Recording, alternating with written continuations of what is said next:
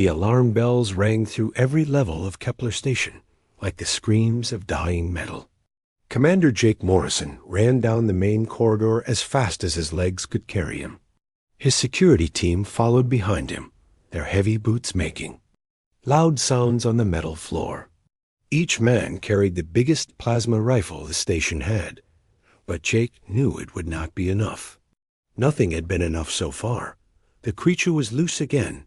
Jake stopped at the security checkpoint and looked at the broken metal doors. The thick steel had been torn apart like paper. Long scratches went deep into the walls, where sharp claws had ripped through. Dark blood stained the floor, but Jake could not tell if it came from the beast or from his men. "Sir, we have 3. "More casualties," said Officer Pete Collins, his voice shaking. "The thing got Martinez and Brown before they could even fire their weapons." Jake closed his eyes for a moment. That made 17 dead security officers in just 3 weeks. 17 good people who had families waiting for them back home. The creature they called the Vorthik had killed them all. Station administrator Linda Hayes came running up to them. Her usually perfect hair was messy, and her face looked very tired. She had not slept well since this nightmare began. "Jake, we cannot keep this up," she said. "The Galactic Trade Council is threatening to shut down all traffic to our station. No ships want to dock here anymore. We are losing millions of credits every day." Jake nodded. He understood the problem very well. Kepler Station was one of the biggest trading posts in this part of the galaxy. Ships from dozens of different alien races came here to buy and sell goods. But now the docking bays were empty. The markets were closed. Everyone was too scared to come near the station. "What about the military specialists from Zephyr Prime?" Jake asked. "Are they still coming?" "They arrived this morning," Linda said. "Their captain says they brought their most powerful weapons. Plasma cannons that can cut through a battleship." Jake had heard such promises before. 3 weeks ago, when the transport ship carrying the Vorthik had crashed in the lower cargo holds, everyone thought it would be easy to catch the beast. The creature was supposed to be going to a zoo on the planet Nexus. It was meant to be safely locked in a special cage, but the crash had damaged the cage. The Vorthik got out, and since then it had been hunting through the dark spaces of the station, like a nightmare come to life. Dr. Ben Carter, the station's expert on alien animals, had tried to explain what they were dealing with. The Vorthik came from a world where everything wanted to kill everything else. It was a place where only the strongest and meanest creatures could live. The Vorthik was at the top of that deadly food chain. "The creature is about 3 meters tall," Dr. Carter had told them during the first emergency meeting. "It weighs nearly 500 kilograms. Its body is covered with thick fur that can stop most weapons. But the worst part is the crystal, spikes that grow from its back and arms. Those spikes are harder than diamond and sharper than any blade." Jake remembered asking the obvious question. "What about its weak spots?" "That is the problem," Dr. Carter had said. "We have not found any yet. The Vorthik evolved to fight creatures much bigger than itself. Its bones are like metal. Its skin is like armor. And it has psychic powers that can make most people freeze with fear." The psychic scream was the worst part. When the Vorthik was angry or hunting, it made a sound that was not really a sound. It went straight into your mind and filled it with pure terror. Strong soldiers would drop their weapons and run away crying. Even the bravest warriors from the toughest alien races could not fight when they heard that scream. Jake and his team reached the main security office. The room was full of monitors showing different parts of the station. Most of the screens showed empty corridors. People were hiding in their rooms, waiting for someone to tell them it was safe to come out. "There," said Officer Collins, pointing at one of the screens.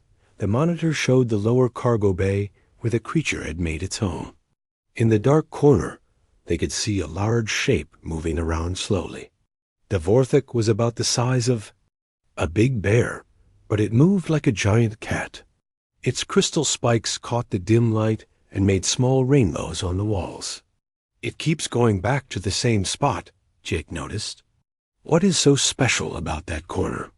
Dr. Carter looked at the screen and made notes on his computer. It appears to be nesting behavior. Many predators create a safe space where they can rest and store food.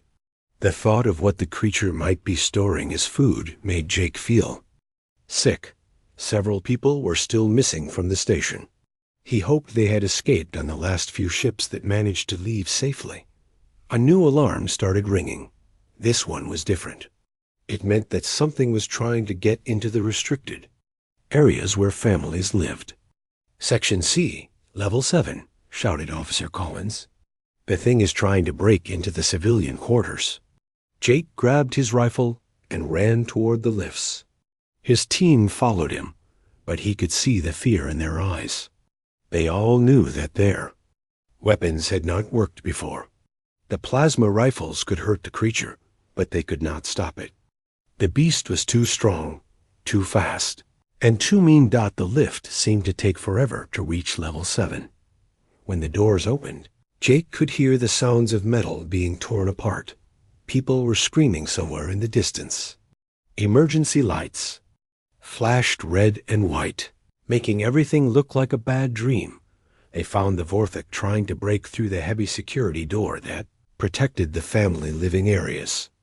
The creature was using its crystal spikes like huge knives, cutting deep lines in the thick metal. Sparks flew everywhere as the door slowly gave way. "Open fire," Jake ordered. The security team shot at the beast with everything they had. Bright blue energy beams hit the creature's back and sides. The Vorthik roared with anger and pain, but it did not fall down. Instead, it turned around to face them. Jake looked into the creature's eyes and felt his heart stop. They were not the eyes of a stupid animal. There was intelligence there, and something else. Rage, pure, burning rage that wanted to destroy everything in its path. The Vorthik opened its mouth and let out its psychic scream. The sound hit Jake's mind like a hammer. His hands started shaking so badly that he could not hold his rifle steady. Around him, his officers fell to their knees. One man started crying. Another dropped his weapon and ran away. But Jake forced himself to keep fighting. He was the commander. These people depended on him. He raised his rifle and fired again and again at the beast. The energy beams hit their target, but the creature just got more angry. The Vorthik charged at them. Jake dove to the side just as massive claws swept through the air where his head had been. The creature's spikes scraped against the wall and made horrible screeching sounds. "Fall back," Jake shouted. "Everyone fall back now." His team ran toward the lifts as fast as they could. Behind them, the Vorthik went back to attacking the security door. Each hit made the metal weaker. Soon it would break through completely. Jake reached the security office and immediately called Linda Hayes. "We need to evacuate Section C right now," he said.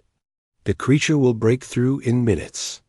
"How many families are in that section?" Linda asked. 43 families. About 160 people total.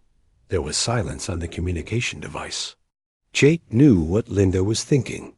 They had already evacuated so many areas of the station. Soon, there would be nowhere left for people to hide. "Do it," Linda finally said. "Get everyone out of Section C. Move them to the upper levels." Jake sent his remaining officers to help with the evacuation, but he stayed in the security office, watching the monitors. He needed to see what the creature would do next. Maybe he could find some clue that would help them stop it. On the screen, he watched the Vorthik finally break through the security door. The beast walked slowly into the civilian area, sniffing the air. It was looking for something specific. But what could it want in the family quarters? Then Jake saw something that made his blood turn cold. The creature was not just hunting randomly. It was searching for something important, something that made it angry when it could not find it. The Vorthik was not just a monster. It was a mother looking for its baby. The transport ship New Horizon looked very small next to the huge docking bays of Kepler Station. Captain Amy Rodriguez guided her old ship carefully toward the docking port, while red warning lights flashed all around them. The station's computer kept sending messages telling them to go away, but Amy had nowhere else to go. "Mom, why are all the lights red?" asked her 8-year-old son Danny from the passenger seat next to her. The boy had been asking questions for the past hour about everything he could see through the ship's windows. "It means the station has some problems right now," Amy said. She did not want to scare Danny by telling him about the dangerous creature that was loose inside. "But do not worry, we will be safe." Amy had heard the news reports about Kepler Station on the long journey here. A monster was killing people and destroying things. Most ships were staying away, but the New Horizon was almost out of fuel and food. The mining colony where Amy and Danny used to live had been destroyed by raiders 3 months ago. They had been traveling from place to place ever since, looking for somewhere safe to make a new home. The communication device on Amy's control panel crackled to life. "Transport ship New Horizon, this is Kepler Station Control. We are under emergency lockdown. You are not permitted to dock at this time." Amy pressed the button to reply. "Kepler Control, this is Captain Rodriguez. We are refugees from the Titan 7 mining colony. We have a child on board, and we are low on supplies. Please let us dock." There was a long pause. Amy could hear voices talking in the background, but she could not understand what they were saying. Finally, a different voice came on the communicator. "Captain Rodriguez, this is Commander Jake Morrison. We have a very dangerous situation here. It would be safer for you to go to another station." "Commander, we have been traveling for 3 months," Amy said. "Our fuel will not last long enough to reach another station, and my son needs medical attention. He has been sick from the recycled air on this old ship." Danny looked at his mother with surprise. He did not feel sick at all, but he was smart enough to stay quiet when adults were talking about important things. Another long pause. Then Commander Morrison's voice came back. "All right, Captain Rodriguez. You can dock at Bay 7, but you must follow all safety rules. Do not leave the docking area until we give you permission." "Thank you, Commander. We understand." Amy guided the New Horizon into the docking bay and connected it to the station's air and power systems. Through the windows, she could see that the bay was almost empty. Usually, a station this big would have ships coming and going all the time. But now there were only 3 other ships docked, and they all looked like they were getting ready to leave quickly. "Can we explore the station now?" Danny asked. He had spent most of his life on small ships and mining colonies. The idea of walking around a huge space station excited him very much. "Not yet, sweetie," Amy said. "We have to wait for permission first." 20 minutes later, Commander Morrison came to meet them at the airlock. He was a big man with tired eyes and worry lines on his face. Amy could tell that he had not been sleeping well. "Captain Rodriguez," he said, shaking her hand. "I am sorry we cannot give you a proper welcome. These are not normal times." "What exactly is the situation, Commander?" Amy asked. She kept her voice quiet so Danny would not get scared. "We have a very dangerous animal loose on the station," Morrison said. "It escaped from a damaged transport ship 3 weeks ago. So far, it has killed 17 of my security officers and injured many more. We have tried everything to stop it, but nothing works." Danny was listening to every word, even though the adults thought he was looking at the interesting alien writing on the walls. He had always been good at hearing things that grown-ups did not want him to hear. "What kind of animal?" Amy asked. It is called a vorthik. Dr. Carter, our animal expert, says it is one of the most dangerous predators in the galaxy. The thing is huge, covered with crystal spikes, and it has some kind of mental power that makes people freeze with fear. Amy felt her heart beat faster. She had Danny to think about. Maybe they should try to find fuel somewhere else and leave as soon as possible. But Danny surprised both adults by speaking up. Where did the animal come from originally? Commander Morrison looked down at the small boy. It came from a planet called Vorth Prime. Why do you ask? I just wondered if it was scared, Danny said. When animals are in new places, they sometimes act mean because they are afraid. Morrison and Amy looked at each other. Neither of them had thought about the creature being scared. To them, it was just a monster that wanted to kill everything. Danny has always been good with animals, Amy explained. Before our colony was destroyed, he helped me take care of injured creatures that we found. He has a way of understanding how they feel. Well, this is not like any animal you have dealt with before, Morrison said. The vorthik is a killing machine. It has torn through our best security equipment like it was made of paper. Dr. Ben Carter arrived a few minutes later to meet the new arrivals. He was a thin man with gray hair and gentle eyes. Danny liked him right away because he reminded the boy of his grandfather back on Earth. So you are our new residents, Dr. Carter said with a smile. I am sorry your first day here is so exciting. Danny was just asking about the creature. Amy said, he wants to know if it might be scared.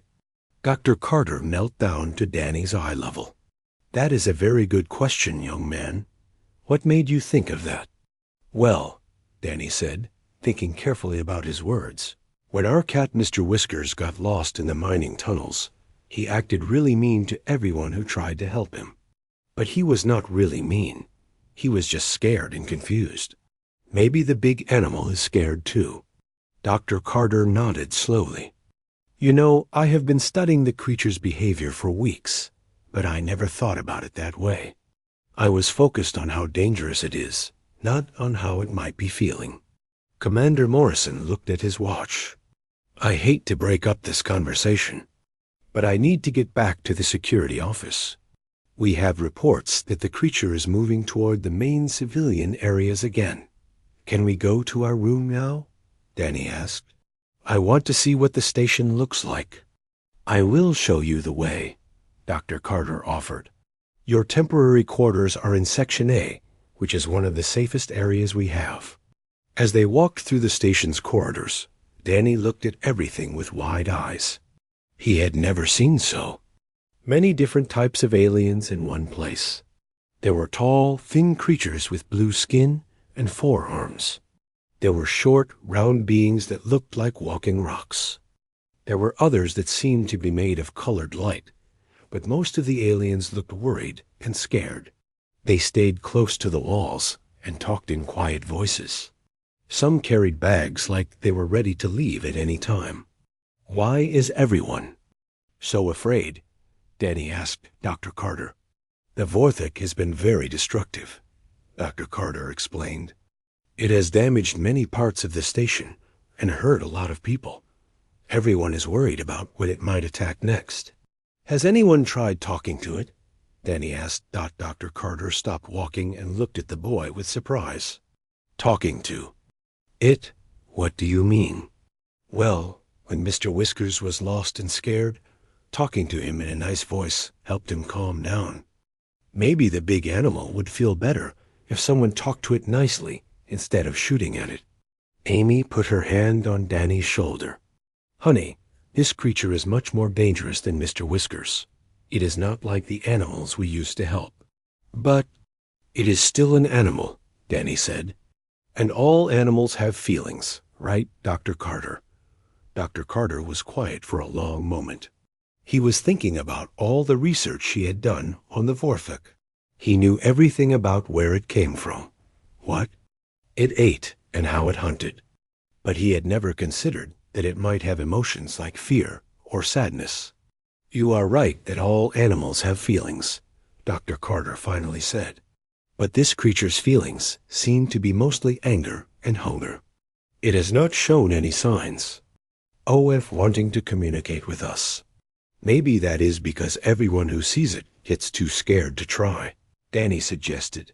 They reached the family quarters in Section A. The rooms were small but comfortable, with a bedroom for Amy and a smaller room for Danny. There was even a window that looked out at the stars. This is perfect, Amy said. Thank you for letting us stay here. I will let you get settled in, Dr. Carter said. But I would like to talk more with Danny later, if that is okay. His ideas about animal behavior are very interesting. After Dr. Carter left, Amy unpacked their few belongings while Danny looked out the window. The boy was quiet for a long time, which usually meant he was thinking about something important. Mom, he finally said, do you think the big animal has a family somewhere? I do not know, sweetie. Why do you ask? Well, if I was taken away from you and put in a strange place, I would be really scared and angry too. Maybe the animal just wants to go home. Amy sat down next to her son and put her arm around him. You might be right, Danny, but sometimes, even when we understand why someone is angry, we still cannot help them. Some problems are too big for us to solve. But what if they are not too big? Danny said. What if grown-ups just think they are too big because they forget how to talk to animals? Amy did not know what to say to that. She had seen Danny calm down injured and frightened creatures many times before. The emergency alarms were louder than anything Danny had ever heard before. A sound echoed through the walls of their small room and made the lights flash red and white. His mother Amy jumped up from the bed where she had been resting and ran to look out their window. What is happening? Danny asked, but he could already guess the answer. The creature is attacking again, Amy said. Her voice was tight with worry. We need to stay here and keep the door locked. Through their window, Danny could see people running in the corridors outside. Some were security officers carrying big weapons. Others were regular station workers, trying to find safe places to hide. Everyone looked very scared. Commander Morrison's voice came through the station's speaker system. All civilians must remain in their quarters immediately. Security teams are responding to a code-red emergency in the Central Plaza. Repeat, all civilians must stay in their rooms. Danny pressed his face against the window to get a better look. The Central Plaza was not far from their section of the station. It was a big open area where people usually came to shop and eat at different restaurants. Now it was empty except for the security teams running toward it. Mom, I can hear the animal, Danny said. Amy listened carefully. In the distance, beyond the alarms and shouting, there was another sound. It was like a roar mixed with a scream, but it seemed to go straight into their minds instead of just their ears. It made Amy feel cold and scared in a way she had never felt before. That is the psychic scream Dr. Carter told us about, Amy said. Everyone on the station can probably hear it. But Danny noticed something strange. The sound did not make him feel scared the way it clearly made his mother feel. It made him feel something else. It made him feel sad for whatever creature was making such a lonely, angry noise. Mom, I think the animal is really upset about something, Danny said. Of course it is upset, Amy replied. It is a wild predator that has been trapped on a space station for weeks. The alarms got even louder. Commander Morrison's voice came over the speakers again, but this time he sounded much more worried. The creature has broken through the security barriers around the Central Plaza. All security teams converge on Plaza Level 5 immediately. Danny could see more people running past their window. Some of the station workers were carrying children. Others had bags of important things they did not want to leave behind. Everyone was moving away from the Central Plaza. I want to see what is happening, Danny said. Absolutely not, Amy said firmly. We are staying right here where it is safe. But Danny had always been a curious child. When he lived on the mining colony, he would sneak out to explore the tunnels and caves around their home. His mother had scolded him many times for wandering off, but Danny could not help himself when something interesting was happening. "I will just look out in the corridor for a minute," Danny said. "No, Danny, I mean it.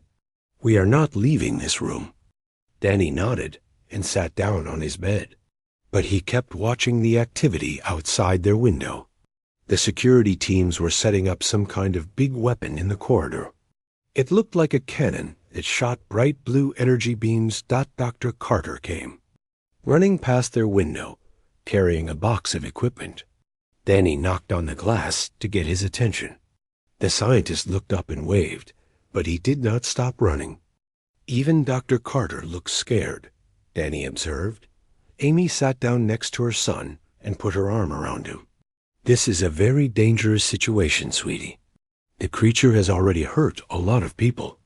Everyone is doing their best to stop it before someone else gets killed."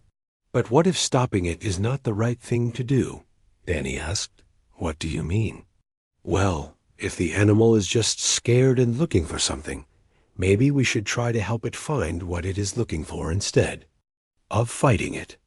Amy did not know how to answer that.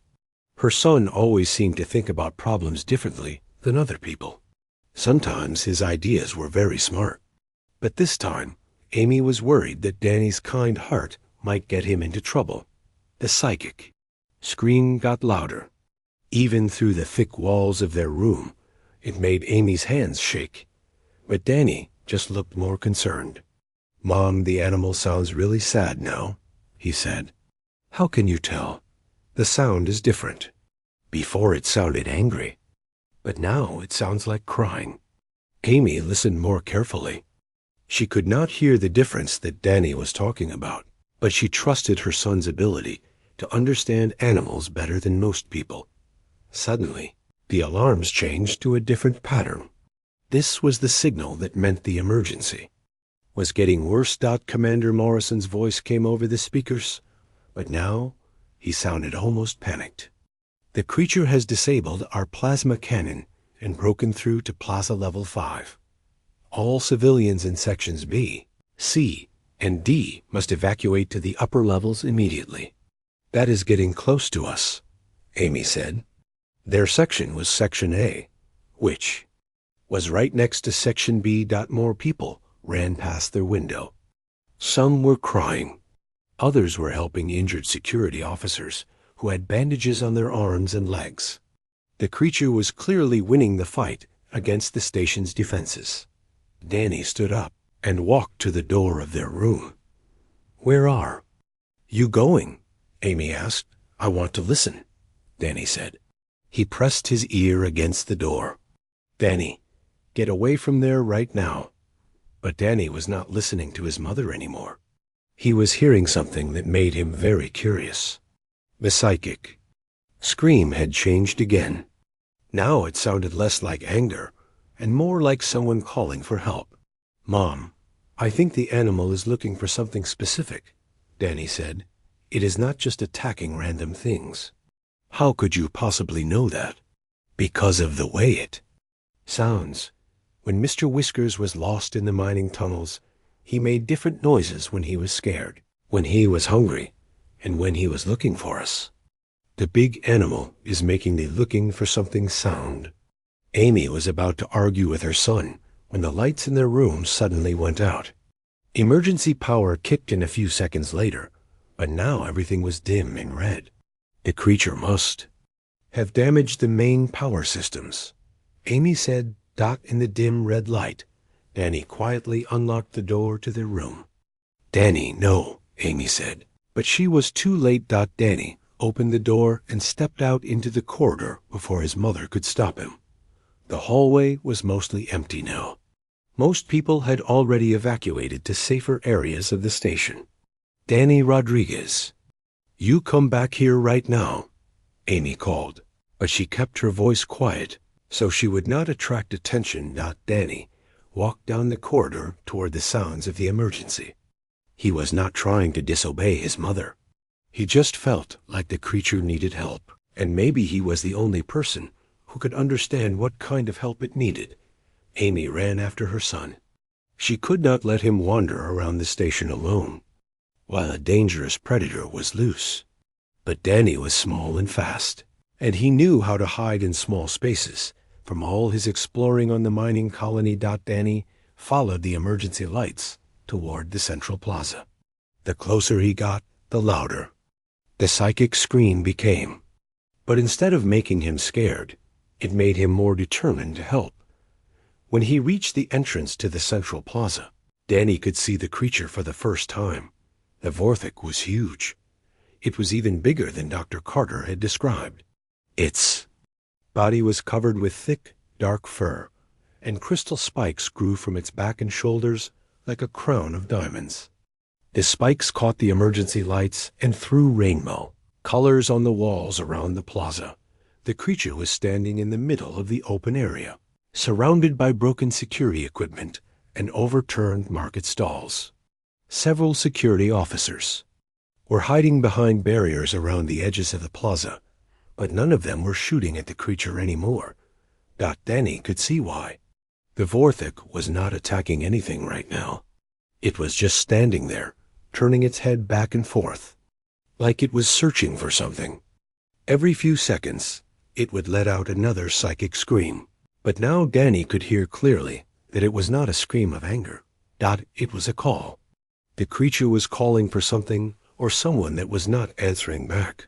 Danny walked slowly into the plaza. He was not afraid, even though every adult on the station would have been terrified to get so close to the creature. He just felt sorry for an animal that seemed lost and confused. "Hey there, big guy," Danny said in the same soft voice he used to talk to scared animals. "Are you okay? You seem really upset." The Vorthik stopped moving and turned to look at Danny. Its eyes were large and golden, with pupils that reflected the emergency lights. For a moment, neither the boy nor the creature moved. Then Danny did something that no adult would have thought to do. He sat down cross-legged on the floor of the plaza, making himself small and non-threatening. "I bet you are lost, are not you?" Danny said gently. "And scared. I get scared sometimes too when I am in new places." The security officers who were watching from behind their barriers could not believe what they were seeing. A small human child was sitting calmly in front of the most dangerous predator in the galaxy, and the creature was not attacking. Commander Morrison arrived just in time to see Danny talking to the Vorthik. He raised his rifle to shoot at the creature, but something made him stop. The beast was not acting like it had during any of its previous attacks. It was just watching the boy with what almost looked like curiosity. "You are not really mean, are you?" Danny continued. "You are just trying to protect something." The silence in the central plaza was so complete that Danny could hear his own heartbeat. Around the edges of the open space, security officers stared in amazement at what they had just witnessed. Commander Morrison lowered his rifle with shaking hands. Even the emergency alarms seemed quieter now. The massive Vorthik sat perfectly still in front of the small human boy, its golden eyes fixed on Danny's face. The creature's crystal spikes had stopped glowing with angry light and now reflected the emergency beacons in soft, gentle colors. "Good girl," Danny said softly, reaching out very slowly to touch one of the creature's enormous paws. The Vorthik did not pull away. Instead, she made a low rumbling sound that reminded Danny of a cat purring. Amy finally found her voice.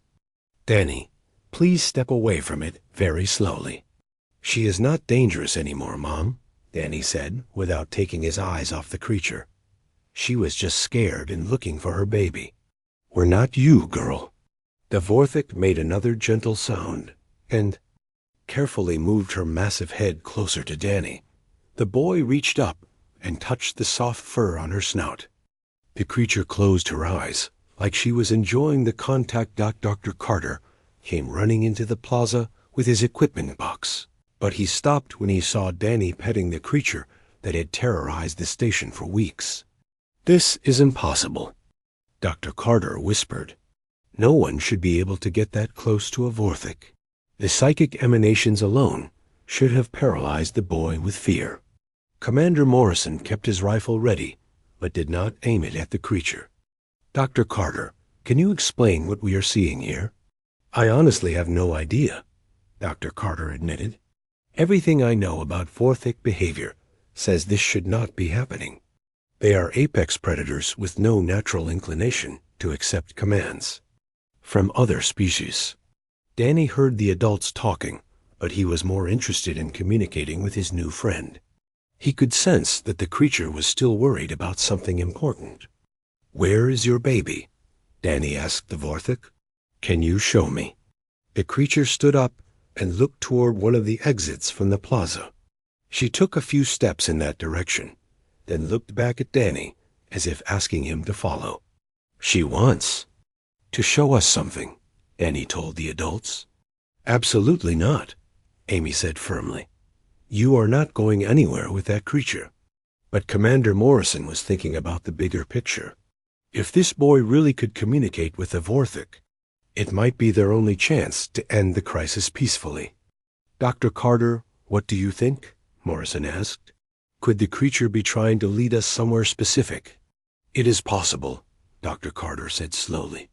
"Many species show nesting behavior when they are protecting offspring.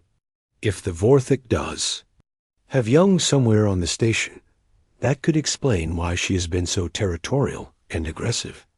Danny was already walking toward the creature. The Vorthik waited patiently for him to catch up, then began moving slowly through the station corridors. She kept looking back to make sure the boy was following. Amy had no choice but to follow. Her son. Commander Morrison and Dr. Carter came too, along with several security officers who kept their weapons ready, but not aimed. The Vorthik led them through parts of the station that Danny had not seen before. They went down several levels, into areas where the lighting was dimmer and the air smelled like machine oil and recycled atmosphere. "She is taking us toward the cargo bays," Commander Morrison observed. "That is where the transport ship crashed 3 weeks ago." As they walked, Dr. Carter kept taking readings with his instruments. "This is fascinating," he muttered. "The creatures' psychic emanations are completely different now. Instead of projecting fear and aggression, she seems to be broadcasting calm and protective emotions." "Why does she act so different around Danny?" Amy asked. "That is what I would like to understand," Dr. Carter said. "There must be something unique about how human children interact with psychic species." They reached the lower cargo bay, where the damaged transport ship still sat against one wall. The Vorthik walked directly to a corner of the large room where she had built a crude nest out of torn metal and salvaged fabric. In the center of the nest was a large oval object about the size of a watermelon. It had a smooth, pearlescent surface that reflected light in beautiful patterns. "An egg, Doctor," Carter breathed. "She has been protecting an egg this whole time." Danny walked over to the nest and knelt down next to the egg. The Vorthik settled down beside him, keeping her body between the egg and the other humans. "How long until it hatches?" Danny asked Dr. Carter. "I do not know," the scientist admitted. "We have never studied Vorthik reproduction before. This could be a completely new discovery for xenobiology." Danny gently placed his hand on the egg's surface. It was warm, and he could feel something moving slightly inside. "I think the baby is almost ready to come out," he said. The Vorthik made a worried sound and looked around the cargo bay. Danny realized what was bothering her. "She does not think this is a safe place for her baby to be born," Danny told the adults. "Too many people have been shooting weapons at her here. She wants to find somewhere quieter and safer." "What does she need?" Commander Morrison asked. It felt strange to be asking an 8-year-old boy for advice about handling a crisis, but nothing else had worked. Danny thought for a moment. Somewhere warm and dark, with soft things to lie on, and no loud noises or bright lights. Most animals want privacy when their babies are being born. Dr. Carter nodded. That makes biological sense. Vorth Prime is known for its deep cave systems. The species probably evolved to give birth in protected underground spaces. We could set up one of the unused storage rooms, Commander Morrison suggested, somewhere away from the main population areas. Amy was still trying to process everything. That had happened. Her 8-year-old son was calmly discussing birthing arrangements for one of the galaxy's most dangerous predators. "Danny," she said carefully, "are you sure this creature will not hurt you when her baby is born? Many animals become more aggressive when they are protecting newborns." "She will not hurt me," Danny said with complete confidence. "We are friends. Now, she knows I want to help her baby be safe." Over the next several hours, the station's maintenance crew worked to prepare a special room for the Vorthic. They installed soft padding on the floor and walls, set up gentle heating systems, and made sure the lighting could be dimmed to almost complete darkness. Doc Danny stayed with the creature the entire time, talking to her in his calm, gentle voice. The Vorthic seemed to understand that the humans were trying to help, even though she remained wary of everyone except the boy. "What should we call her?" Danny asked as they watched the maintenance work. "Vorthics do not typically have individual names in their culture," Dr. Carter said. "They are usually identified by their territorial markers and family groups." "But she should have a name," Danny insisted. "All my animal friends have names." Danny looked at the way the light reflected off the creature's crystal spikes.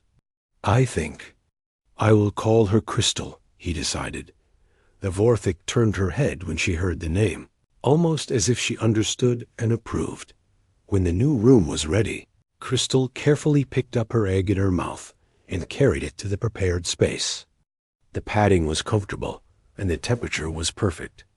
For the first time since the crisis began, the creature seemed truly relaxed. Doc Danny sat beside Crystal in the darkened room while the adults monitored everything from outside. Through speakers, they could hear the boy talking quietly to the expectant. "Mother, you are going to be a good mom," Danny was saying. "Your baby is lucky to have someone who fought so hard to keep it safe." Dr. Carter was frantically taking notes and recording everything. "This changes everything we thought we knew about interspecies communication," he told Commander Morrison. "If humans have a natural ability to connect with psychic species, it could revolutionize how we interact with dozens of alien races." "What makes Danny so special?" Morrison asked. "I think it might not be just Danny," Dr. Carter said thoughtfully. "It might be something about human children in general. Their brain patterns are different from adults, less developed in some ways, but also more open and flexible." Amy listened to the conversation while watching her son through the observation window. Danny was gently stroking Crystal's fur while the creature made soft, contented sounds. "He has always been good with animals," Amy said, "but I never imagined anything like this." As the hours passed, Crystal became more restless. Her breathing changed, and she started making different sounds. Danny seemed to understand what was happening. "I think the baby is coming," he called to the adults. "Crystal is getting ready." Dr. Carter wanted to rush into the room with his medical equipment, but Commander Morrison stopped him. "Let the boy handle it," Morrison said. "He has done better than all of our military specialists and scientific experts combined." Through the speakers, they could hear Danny encouraging Crystal like a coach helping someone through a difficult task. "You are doing great," the boy said. "Just breathe and let your body do what it knows how to do." 2 hours later, a small crack appeared in the egg's surface. Crystal made urgent sounds, and Danny patted her gently. "It is okay," Danny said. "Your baby is strong, just like you." The crack grew bigger, and suddenly a tiny crystal spike poked through the shell. More cracks appeared, and soon a small, wet creature emerged from the egg. 3 months after the birth of Crystal's baby, Kepler Station had become the most famous trading post in the galaxy. Ships arrived every day carrying scientists, government officials, and curious visitors who wanted to see the human boy who could talk to the legendary Vorthik.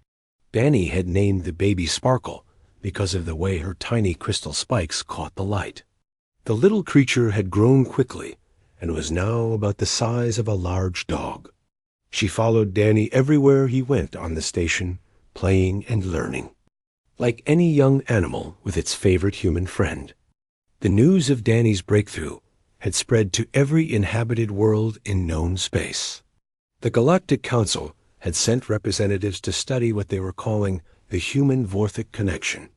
News reporters from dozens of different species wanted to interview the boy who had ended a crisis with a single word. But Danny was more interested in playing with his new friends than talking to reporters. He spent most of his time in the special habitat that had been built for Crystal and Sparkle. The room was much larger now, with climbing structures, comfortable resting areas, and toys that Dr. Carter had designed specifically for Vorthik enrichment. "Danny, you have visitors," his mother Amy called from the habitat entrance. The boy looked up from where he was teaching Sparkle to fetch a softball. The baby Vorthik was getting very good at the game, though she sometimes forgot to bring the ball back and just chewed on it instead. "Who is it this time?" Danny asked. He was getting tired of meeting so many strangers who wanted to ask him the same questions over and over. "Some very important people from the Galactic Council," Amy said. "They came a very long way to meet you." Danny sighed, but stood up. Sparkle made a disappointed chirping sound because their game was ending. Crystal, who had been resting in a sunny spot near the window, opened one golden eye to watch what was happening. The delegation that waited outside the habitat was unlike any group Danny had met before. There was a tall, elegant Cepharian with silver skin and 4 arms. Next to her stood a crystalline being whose body looked like it was made of living rainbow light. A representative of the ancient Valder species sat in a floating chair, his massive brain visible through his transparent skull. "Young Danny Rodriguez," the Zephyrian said in a voice like musical chimes. "I am Ambassador Zarathil of the Galactic Council. We have traveled here to witness your remarkable gift firsthand."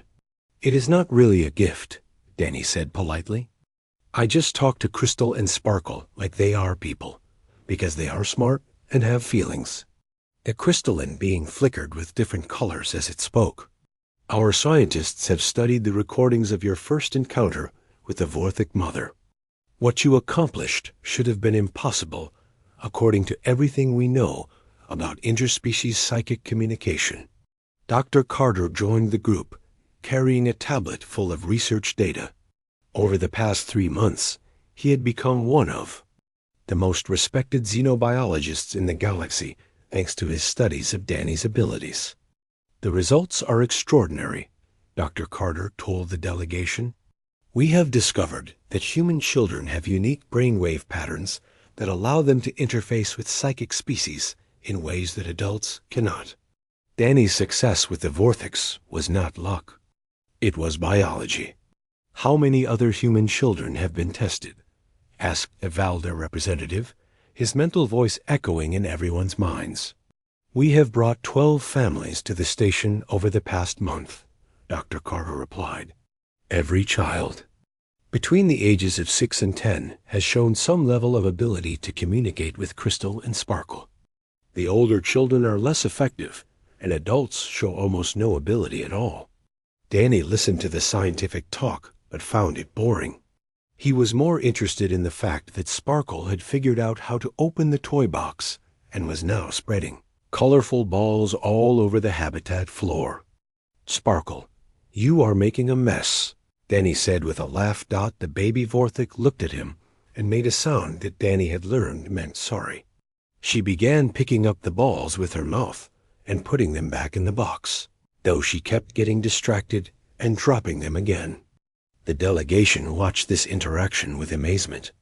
They were seeing casual, everyday communication between a human child and a creature that had been considered an unstoppable killing machine just 3 months earlier.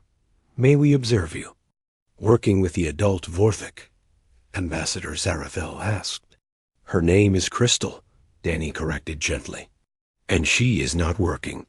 She is just living here with her baby." Danny led the group into the habitat where Crystal was now awake and alert. The massive creature had grown even larger since giving birth, and her crystal spikes were more brilliant than ever. But when she saw Danny, she made soft welcoming sounds and lowered her great head for him to pet. "Good morning, Crystal," Danny said, scratching behind the creature's ears. "These people want to meet you. They came from very far away." Crystal looked at the delegation and made a questioning sound. Danny seemed to understand what she was asking. "They are friendly," Danny assured her. "They just want to learn about how we talk to each other." The Valder representative focused his powerful mental abilities on Crystal, trying to establish psychic contact. But the Vorthik turned away from him and moved closer to Danny, clearly preferring the boy's gentle communication to the alien's forceful mental probing. "Interesting," the Valder said. "The creature actively rejects traditional psychic contact methods. But with the human child, the communication appears to be completely natural and effortless." Commander Morrison arrived with more news. "Danny, we have received requests from 17 different worlds, asking for help with dangerous creatures that their security forces cannot handle. They all want to hire you as a consultant." "I do not want to be hired," Danny said firmly. "I just want to help animals who are scared or lost." Amy put her hand on her son's shoulder. "Danny, these people are offering a lot of money. We could travel to different worlds and help creatures everywhere." "But what about Crystal and Sparkle?" Danny asked. "I cannot leave them behind." Dr. Carter had been thinking about this problem for weeks. "Actually, I have a proposal that might solve everything. What if we made Kepler Station into a permanent center for interspecies animal communication? We could bring creatures here that need help and train other human children to work with them." The idea excited Danny immediately, like a school for kids who want to talk to animals. "Exactly," Dr. Carter said. "We could call it the Universal Animal Communication Institute." Ambassador Zarathil conferred quietly with her fellow delegates. After several minutes of discussion in various alien languages, she turned back to the group. "The Galactic Council is prepared to fund this institute," she announced. "This discovery could change how we handle dangerous wildlife situations throughout the galaxy. Instead of destroying creatures that threaten settlements, we could learn to communicate with them and find peaceful solutions." Over the following weeks, plans for the Institute began to take shape. Families with children started arriving at Kepler Station from all over human space. Each child was carefully tested to see if they had the natural abilities needed to work with psychic species. Not every child could do what Danny did, but many of them showed remarkable talents for understanding alien animals. Sarah Kim, age 7, had a special gift for working with flying creatures. 10-year-old Marcus Williams could calm even the most aggressive reptilian species. Emma Santos, who was only 6, seemed to understand the complex social structures of hive mind insects. The first official class of the Universal Animal Communication Institute had 12 students. They learned not just how to talk to alien animals, but also about biology, xenopsychology, and the importance of treating all living creatures with respect and kindness. Danny became the Institute's youngest instructor, even though he was still learning himself. He taught the other children the most important lesson he had discovered. Every creature, no matter how scary it seemed to adults, was just an individual with feelings and needs. The secret is not to be afraid, Danny told his students during one of their first lessons. When you are afraid, animals can sense it, and they get afraid too. But when you are calm and friendly, they want to be calm and friendly back. Crystal and Sparkle became the Institute's first resident teachers. The baby Vorthik had grown into a playful juvenile who loved showing off for the human children. She could follow dozens of different commands and had even learned to play simple games with the students. Crystal remained more reserved, but had become incredibly protective of all the children in the program. If any of them got hurt or upset, she would immediately come to comfort them with gentle sounds and careful nuzzles. The success stories began to multiply. A mining colony on the edge of the galaxy reported that their dangerous tunnel worm problem had been solved by 8-year-old Tommy Chun, who convinced the creatures to relocate to unused sections of the mine complex. A farming world's crop-destroying swarm insects were redirected to pest species by 9-year-old Lisa Park and her team. Most importantly, no dangerous creatures were being killed anymore. Instead of using weapons and force, settlements throughout the galaxy were learning to call the Institute for help. The children would arrive with their adult supervisors and find ways to understand what the creatures needed.